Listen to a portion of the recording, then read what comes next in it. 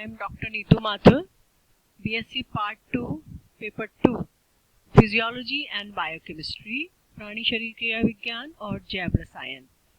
उसका अगला जो टॉपिक है वो है श्वसन की कार्य की, फिजियोलॉजी ऑफ रेस्पिरेशन, यानी कि श्वसन की क्या क्रिया विधि है वो हम इस चैप्टर में देखेंगे। श्वसन क्या है? What is respiration? श्वसन ऑक्सीजन का बाहरी एनवायरनमेंट से शरीर के भीतर आना और कोशिकाओं के द्वारा उनको यूज करना, उसी प्रकार से कार्बन डाइऑक्साइड का विपरीत दिशा में होते हुए बाहर निकलना ही श्वसन है। Respiration is the movement of oxygen from the outside environment to the cells within tissues and the transport of carbon dioxide in the opposite direction. श्वसन को हम दो भागों में देखते हैं, दो चरणों में हम उसको पढ़ते हैं। एक होता है बायोकेमिकल रेस्पिरेशन और दूसरा है फिजियोलॉजिकल रेस्पिरेशन। फिजियोलॉजिकल रेस्पिरेशन जो कार्यकीय श्वसन है, जो फिजियोलॉजिकल रेस्पिरेशन है, उसका मतलब ऑक्सीजन का बाहर वातावरण से शरीर के भीतर आना और भीतर तक, अंदर तक, उसको लंग तक पहुंचना फिजियोलॉजिकल रेस्पिरेशन में आता है। जबकि बायोकेमिकल रेस्पिरेशन एक ऐसा मेटाबॉलिक प्रोसेस, ऐसी उपापचयी प्रक्रिया है जिसमें कि ऑर्गेनिजम्स जो हैं वो ऊर्जा की प्राप्ति करते हैं एटीपी से या एनएडीपीएच से। इसको हम आगे देखेंगे।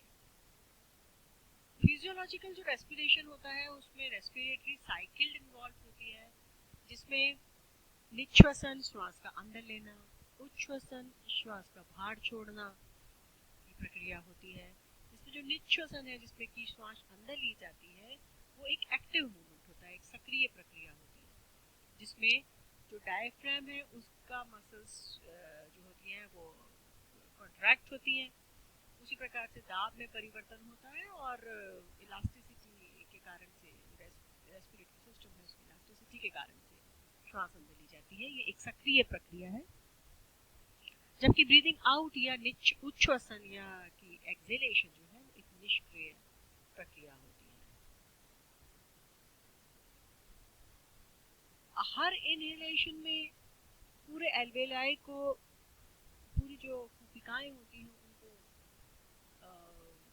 पूरा नहीं भरती है हवा, वो डाइल्यूट होती है लार्ज वॉल्यूम ऑफ गैसों में, और उसको जो डाइल्यूटेड होती है, thoroughly mixed with a large volume of gas, उसको हम बोलते हैं फंक्शनल रेजिडुअल कैपेसिटी, जो कि लंग्स में हमेशा रहती है। हम कितने भी जोर से सांस को बाहर निकालें, फिर भी जो गैस अंदर बची रहती है वो रेजिडुअल एयर होती है। तो वो ये फिजियोलॉजिकल रेस्पिरेशन ये अश्योर करता है कि वो जो रेजिडुअल कैपेसिटी है, जो बची हुई गैस अंदर है, वो कांस्टेंट बनी रहे और एक साम्य बना रहे। पल्मोनरी कैपिलरी ब्लड के अंदर जो उसमें गैस डिसॉल्व है। जनरली हम देखें तो जंतुओं में दो प्रकार का श्वसन देखा जाता है, अवायवीय श्वसन और वायवीय श्वसन।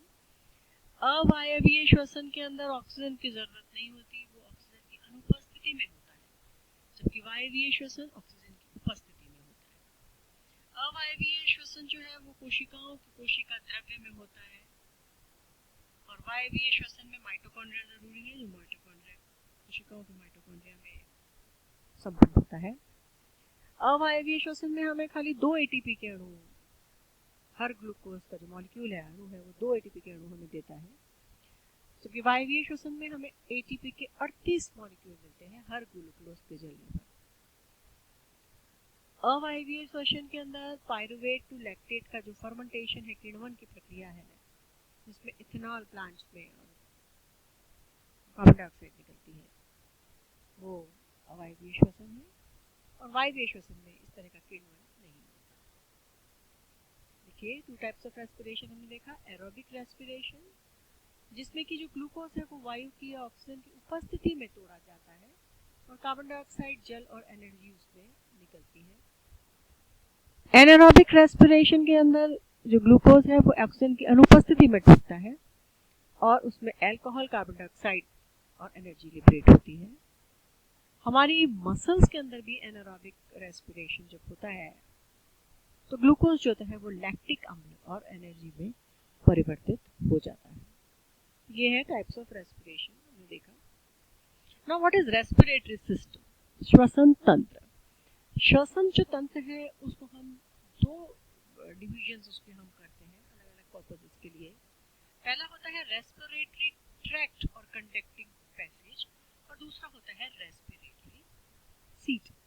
जो रेस्पिरेटरी ट्रैक्ट है उसको हम कई सारे भागों में बांटते हैं, जो कि उसका कार्य है वायु का बाहर से और आना और विभिन्न इन पैसेजेस से होकर लंग्स तक पहुंचना। जो रेस्पिरेटरी ट्रैक्ट है उसके कई भाग हैं, जैसे नेजल कैविटी जो कि नासा द्वार या नासिका गुहा कहलाता है, फेरिंग्स जो ग्रसनी कहलाती है, लैरिंग्स स्वर जो कोश है वो, ट्रेकिया, प्राइमरी ब्रोंकाई दो प्राइमरी ब्रोंकाई, द्वितीयक सेकेंडरी, टर्शरी तृतीयक ब्रोंकाई और अंतस्थ ब्रोंकियोल जो कि लंग्स में होती है। ये भाग मिलकर रेस्पिरेटरी ट्रैक्ट या कंडक्टिंग पैसेज बनाते हैं। दूसरा जो पार्ट है रेस्पिरेटरी सिस्टम का वो है रेस्पिरेटरी सीट, जिसमें कि वो एक्चुअल प्लेस है जहां पर वास्तव में जो गैस होती है उसका इंटरचेंज होता है ब्लड में और एल्वियोलाई में, लंग्स के जो छोटी छोटी कुपिकाएं हैं उनमें। तो रेस्पिरेटरी जो टर्मिनल ब्रेंक्यूल्स हैं, यहाँ हमने देखा लंग्स की जो टर्मिनल ब्रेंक्यूल्स हैं वो टर्मिनल ब्रेंक्यूल्स फिर रेस्पिरेटरी ब्रेंक्यूल्स बन जाती है। आगे एल्वियोलर डक्ट्स, कुपिका में लिखा है एट्रिया, एल्वियोलर सेक और एल्वियोलाई, ये मिलकर बनाती है रेस्पिरेटरी सीट। ये हम भी आगे देखेंगे। This is what the system is. देखिए रेस्पिरेटरी ट्रैक्ट जो है उसके अंदर दिस इज नेजल कैविटी, ये नासिका की कैविटी है। इस नेजल कैविटी के बाद में ये फेरिंग्स ग्रसनी, फेरिंग्स के बाद में ये ट्रेकिया, श्वासनाल ट्रेकिया, ट्रेकिया जो है ये ट्रेकिया है, ट्रेकिया दो ब्रोंकाई में टूटता है। फिर ये आगे और सेकेंडरी एंड टर्शियरी ब्रोंकियोल में ट्रेकिया इसकी ब्रांचिंग हो जाती है और ये जो ब्रांचेस हैं ये यहाँ तक रेस्पिरेटरी ट्रैक्ट ही है, यहाँ से लेके देखिए यहाँ से लेकर pharynx, लैरिंग्स, trachea, primary bronchiole, secondary bronchiole, tertiary bronchiole में ये चली जाती है। Respiratory tract. और रेस्पिरेटरी ट्रैक्ट के बाद में जो रेस्पिरेटरी सीट है एक्चुअली जहाँ पर एक्चुअल गैसेस एक्सचेंज होता है वो फिर एल्वियोलर डक्ट। एल्वियोलर डक्ट जो है वो इस तरह से एट्रियम में खुलती है, बड़े से आशय में खुलती है, ठीक है, एल्वियोलर सेक है ये और अल्टीमेटली कुपिका है एल्वियोलाई। देखा है रेस्पिरेटरी यहाँ तक है रेस्पिरेटरी ट्रैक्ट और फिर उसके बाद में respiratory seat. Now what the respiratory tract is? Conducting passage या रेस्पिरेटरी का जो ट्रैक्ट है पूरा, उसका पहला भाग जो है वो है नेजल कैविटी, नासिका द्वार या पैसेज, नासिका गुहा। वो एक हमारी जो नासिका है वो एक इरेगुलर कैविटी होती है। देखिए नाक जिसको हम बोलते हैं नासिका जो है इरेगुलर कैविटी है और बीच में एक सेप्टम के द्वारा दो पार्ट पे डिवाइडेड रहती है। उसका जो रूफ वाला पार्ट है, ऊपर वाला पार्ट होता है वो खोपड़ी या स्कल का बेस होता है। ये देखिए बेस, स्कल का बेस। उसी तरह से जो फ्लोर होती है इसकी जो ये फ्लोर है नासिका की जो धरातल है वो किसका पार्ट हो गया? मुख का अपर भाग। मुख का ये जो मुख है उसकी रूफ हो गई नासिका का बेस। ये जो नासिका है इसकी जो अस्थियां हैं वो मैक्सिलरी बोन, पैलेटाइन बोन और सॉफ्ट पैलेट की बनी होती है। जो अस्थियां हैं जो बहुत ही लचीली अस्थियां हैं, लेकिन मैक्सिलरी बोन, पैलेटाइन बोन और सॉफ्ट पैलेट। जो मध्य वाली वॉल होती है वो सेप्टम से बनी है।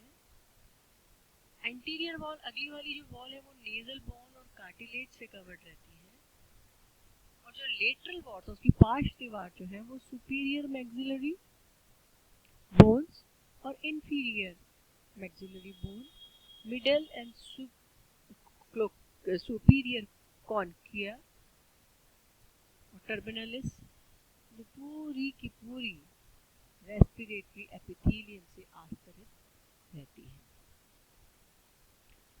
पैरानेजल साइनस जो होते हैं, जो नासिका के अंदर जो साइनसेस होते हैं वो एयरफिल्ड कैविटी होती है। किसमें? फ्रंटल अस्थि में, मैक्सिली अस्थि में, एथेनॉइड अस्थि में और स्फिनॉइड बोन्स। ये आशय होते हैं, तो छोटी सी जगह होती है। देखिए, ये देखिए, ये आशय है, बीच बीच में अस्थियों के ये देखिए साइनस बन जाते हैं। देखिए ये साइनस बने हुए हैं, ये स्फिनॉइड साइनस, साइनस में आशय बने हुए हैं जिनमें की वायु जो है वो भरी होती है ना। और ये नेजल कैविटी के अंदर ही होते हैं। इनका आशय होते हैं वे, इनका मुख्य कारण ये है कि ये वेट को रिड्यूस करते हैं स्कल के, क्योंकि ये खोखले होते हैं, इनमें हवा भरती है और ये म्यूकस प्रोड्यूस करते हैं। तो हमारी जो वॉइस की क्वालिटी है वो इन्हीं चैम्बर्स के रेजोनेशन से, आपस में अनुनाद से हमारी आवाज उत्पन्न होती है। ये समझ लीजिए कि नासिका के अंदर जो बोन्स होती है वो आशय बनाती है, खाली जगह बनाती है, जिसमें श्लेष्मा के साथ साथ गैस भी होती है। अब देखिए, इनकी जो एरिया है, जो नेजल कैविटी है, उनका उसमें का काम क्या है? हवा को वार्म करना, क्योंकि इसके अंदर रेडिएट होती है हीट, बॉडी के टेम्परेचर तक उसका टेम्परेचर को बढ़ाया जाता है। मॉइस्चनिंग होती है, जब वो मॉइस्ट म्यूकस के श्लेष्मा के कांटेक्ट में गैस आती है, हवा आती है, तो वो मॉइस्ट नम हो जाती है। और साथ ही साथ में जो म्यूकस है, जो श्लेष्मा है और जो सीलिया है रेस्पिरेटरी एपिथेलियम के, वो क्लीनिंग भी करते हैं गैस की, वायु की। इसमें कोई अगर माइक्रो ऑर्गेनिज्म से कोई सैंड पार्टिकल्स या कुछ आ जाते हैं तो वो उनको वहीं पर रोक देती है। म्यूकस जो होता है, श्लेष्मा जो होता है, वो एंटीसेप्टिक भी होता है, तो वो कुछ बैक्टीरिया को कुछ एक्सटेंट तक किल भी कर देती है। तो देखिए, तो ये जो नेजल कैविटी है, जो नासिका वाली कैविटी है, गुहा है, उसमें गैस आई। कहाँ से आई गैस? हम जानते हैं नासिका के अंदर दो ओपनिंग्स होती है, हमारी नाक के अंदर नॉस्ट्रल्स होती हैं, ये एक्सटर्नल लेयर्स होती हैं, वहां से नेजल कैविटी में की सीधा नॉस्ट्रल। इन नॉस्ट्रल से जो हवा है वो अंदर एंटर करती है। इतने सारे साइनसेस हैं, इन साइनसेस के अंदर भरी हुई हवा से हमारी वॉइस की जो क्वालिटी है वो डिपेंड करती है। कई बार देखते हैं हम कि अगर इन साइनसेस के अंदर म्यूकस भर जाता है तो हमारी आवाज़ बिल्कुल बदल जाती है, जैसे जुकाम के केस में होता है। तो इस तरह से एक्सटर्नल लेयर्स जो होते हैं, नासा छिद्र होते हैं, उनसे इस नासिका कैविटी में, गुहा के अंदर गैस एंटर करती है। तो सबसे पहला जो पोर्शन है वो हमने देखा रेस्पिरेटरी ट्रैक्ट का, नेजल कैविटी है। नेजल कैविटी इंपॉर्टेंट है हमारी आवाज की क्वालिटी। हमारे अंदर जब भी हमको कोल्ड हो जाता है या सर्दी लग जाती है या जुकाम हो जाता है, तो आवाज में जो परिवर्तन आ जाता है, वो आवाज में परिवर्तन इन साइनसेस के कारण ही आता है, इनमें भरे म्यूकस के कारण से और इनमें भरी हवा के कारण से आता है। तो जो भी इनमें वेरिफिकेशंस होते हैं, वेरिएशंस आते हैं, म्यूकस बढ़ जाता है, तो ये बंद होने लग जाते हैं, म्यूकस से भर जाते हैं, और वही इफेक्ट हमारी आवाज में आता है। तो जो पहला द्वार है एयर का वो है नेजल कैविटी। अगली स्लाइड्स में, अगले लेक्चर में हम बाकी का सिस्टम कंटिन्यू करेंगे।